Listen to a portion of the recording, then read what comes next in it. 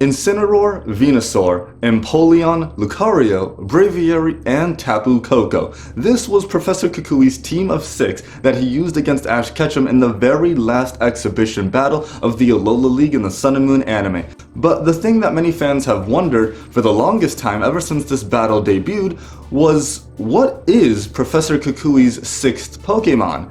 Now, I just gave his team of 6, so isn't this his team? Well, no, it's not, because Tapu Koko interrupted the battle before Kukui could even send out his final Pokemon, so we do not know his final Pokemon. However, in today's video, I do have some thoughts and suggestions about what that final Pokemon could have been. So, let's get into it. Alright, I choose you!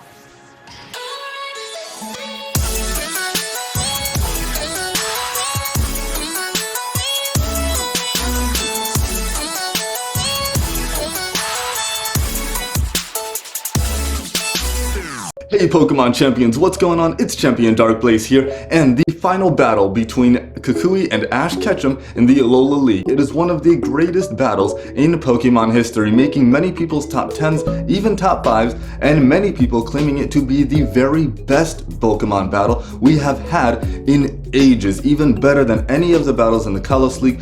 Some say it's better than Ash versus Paul. And with good reason, this battle was phenomenal. Amazing execution, amazing battle strategies and tactics, and amazing animation. But one thing that this battle left out was telling us what Kukui's final Pokemon was. It's very vague and completely left open-ended and up in the air for debate about what it could have been. There's no signs indicating it could have been from any given region, and there's no signs indicating what specific Pokemon it could have been. We don't know.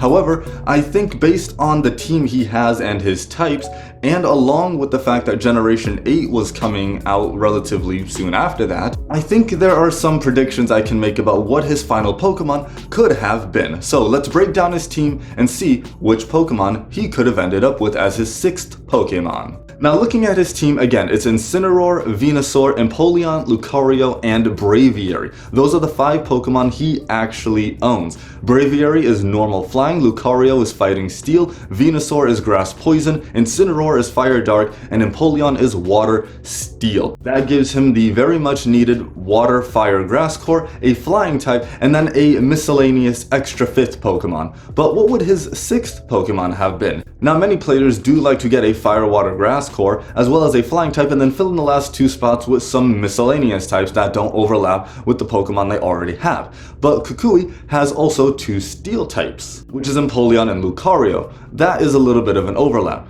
So he has a substantial amount of types on his team already. But the thing to know about his team is that he has Pokemon from generations 1, 4, 5, and 7. Therefore, he does not have any Pokemon that came from generations 2, 3, or 6, being Johto, Hoenn, and Kalos respectively. Now, of course, he's not going to have a Gen 8 Pokemon because Sword and Shield wasn't released at the time, so he can't have a Generation 8 Pokemon. Or could he? My utmost belief is that Kukui's final Pokemon would have been a Generation 8 Pokemon in order to provide a smooth transition into the next generation of games by introducing a Generation 8 Pokemon, a Pokemon that up until that point in the anime no one would have seen before. Now this isn't an uncommon thing for Pokemon to do, it's happened many times in the anime prior to this. It's happened with Ho-Oh in the very first episode, it happened with Blaziken at the Johto League, Munchlax as well as Lucario in Generation 3, even Zoroark in one of the Sinnoh movies.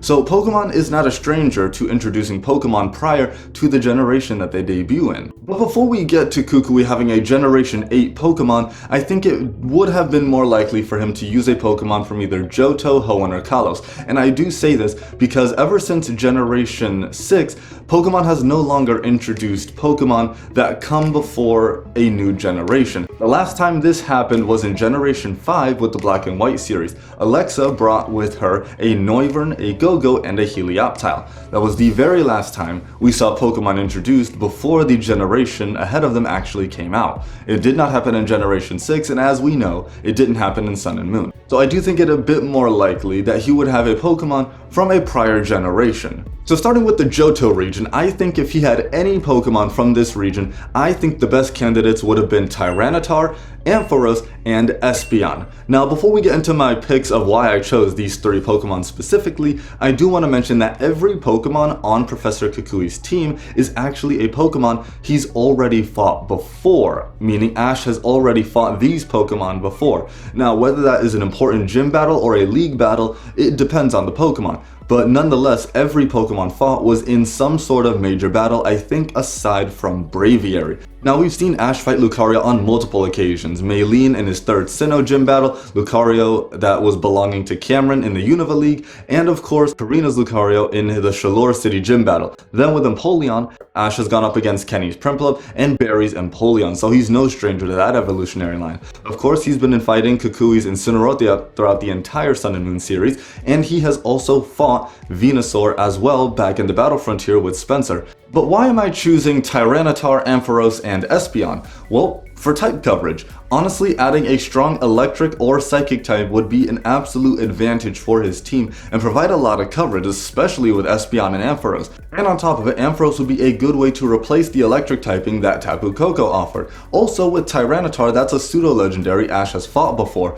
being Elon's Tyranitar in the Kalos League. So honestly, any one of these 3 Pokemon would be an absolute win for his team and an absolute power bonus for him. Honestly, I think the ones that he would definitely choose would be a toss-up between either Ampharos or Espeon, because all of the Pokemon on his team are bulky and powerful, yet also speedy, such as with Lucario or Braviary. So I think one of these would be absolutely fantastic because Tyranitar provides that bulk and power. Now if we move on to the Hoenn region, I think the 3 best candidates from that region would be Gardevoir, Manectric, and Flygon. Now, Flygon is a sub-pseudo-legendary, it basically should be one, but I can see him using a nice ground dragon type. I think that would provide great coverage for his team and round out his team quite nicely. On top of it, if he used Manectric, that's a good electric type for him to use. It's speedy and powerful and a great special attacker. But then there's also Gardevoir, which would also provide the psychic type like Espeon, but also bring to the table the fairy type that Tapu Koko gave. So that would be absolutely amazing. Plus, it's powerful on an extreme level. Calm Mind and you set up with that, then just use Psychic and Dazzling Gleam or Moonblast, and that is extremely powerful. Plus, Ash has gone up against these Pokemon before. Ash has gone up against Flygon more recently in Pokemon Journeys. Ash has fought Manectric with Watson, and he's gone up against Gardevoir before in the past, and most recently with Diantha's Gardevoir, which he pretty much beat. I know that battle had no conclusion, but Ash would have won. He definitely would have won that battle. Now if I have to choose between Gardevoir, Manectric, and Flygon, I think the one he would be most likely to use would be either Flygon or Manectric. I think because Kukui's team screams a lot of masculinity with a lot of his Pokemon, I think Gardevoir wouldn't really fit in, although it could be a curveball. But I think Manectric and Flygon just fit thematically with his team a little bit more. Plus, these types that they offer are excellent for his team. Now moving on to the Kalos region, I think the only Pokemon suited for him from Kalos would be Aegislash. Now yes, I realize this would give him a 3rd Steel type, making 2 of his members, actually 3 of his members, weak to the Fire typing. I think adding Aegislash to his team would actually really help. On top of getting access to steel moves and fighting moves, it also provides ghost coverage, and I think that would be an amazing thing to add to his team. On top of it, I just think that would really work with all the other Pokemon on his team, to be honest. I think that it just really works really well, so for these reasons, I'm choosing Aegislash. I don't think any other Pokemon would really be well suited for him in the Kalos region. And now it's time to get to the Galar region. From Galar, I think there are 3 Pokemon that would be absolute perfect fits for his team if he were to introduce a brand new Generation 8 Pokemon against Ash in the Alola League. And my 3 picks are going to be Toxtricity, Amped Form, Dragapult, and Grimmsnarl. Toxtricity again adds that electric type, but also another poison type, so that would make a lot of his team weak to ground types actually. That's a big problem. But luckily Ash didn't have any ground types in Alola, so it's fine. I also say Grimmsnarl because that is another dark type but adds that fairy typing, plus I can see Grimmsnarl using all of its hair and fibers in order to ensnare Ash's Pokemon and just deliver a point blank range attack and devastate his team that way. Plus with Dragapult, again, it adds the Dragon typing plus the Ghost typing, which I think provides phenomenal coverage for his team. Dragapult would also be able to use a lot of sneaky tactics that would fake out Ash, and he would have to come up with a new strategy in order to deal with it. So honestly, Dragapult, Toxtricity, and Grimmsnarl would be the absolute 3 best candidates for him to use on his team. If I have to pick 1 or 2, I think it'd be either Toxtricity or Grimmsnarl that he would add to his team. So there we go, Pokemon Champions. Those are my thoughts and predictions as to what Professor Kukui's final Pokemon could have been. Now, of course, we don't have an actual answer for this, and I don't think we ever will get one unless it's like in an interview or a press release, but it is fun to think about what his final Pokemon could have been, since we never get an answer to this. We never see his final Pokemon after that match. But what do you guys think about this prediction video? What do you think his final Pokemon could have been? Do you agree with the choices and the candidates that I picked out from the 3 generations we're missing? Do you think he would have used a Generation 8 Pokemon against Ash? Let me know in the comments below. I'd love to hear from you guys. But with that being said, maybe one day we'll find out what his final Pokemon was. But until then, train hard. I will catch you guys later.